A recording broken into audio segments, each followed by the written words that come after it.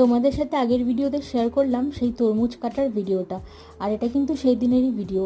তো এখানে দেখো ঠাকুমা জন্ডিস তুলছিল, তারপর আমি চলে গেছিলাম বাড়িতে।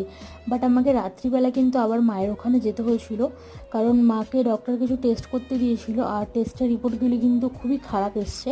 তাই জন্য মাকে বলেছিল যে তখনই মানে যত তাড়াতাড়ি সম্ভব আর কি অ্যাডমিট করতে। তো আমরা লেট করিনি, রাতেই নিয়ে চলে গেছিলাম হসপিটালে। আর এখন মায়ের জন্য একটু খাবার নিয়ে নিলাম, কারণ মা কিছুই খেয়ে আসেনি। তারপর ডক্টর আমাকে দিয়েছিল ব্লাড আনার জন্য নিচে ব্লাড সেন্টার থেকে। তো ব্লাড সেন্টারে গিয়ে দেখলাম ওখানে কেউই নেই। তো প্রায় 1 ঘন্টা মতো ওয়েট করার পরে আমি ব্লাডটা কিন্তু হাতে পেয়েছিলাম। আর তখন বাজছিল প্রায় রাত 3টে। আর আমার তো একা একা যেতে মানে খুবই ভয় লাগছিল।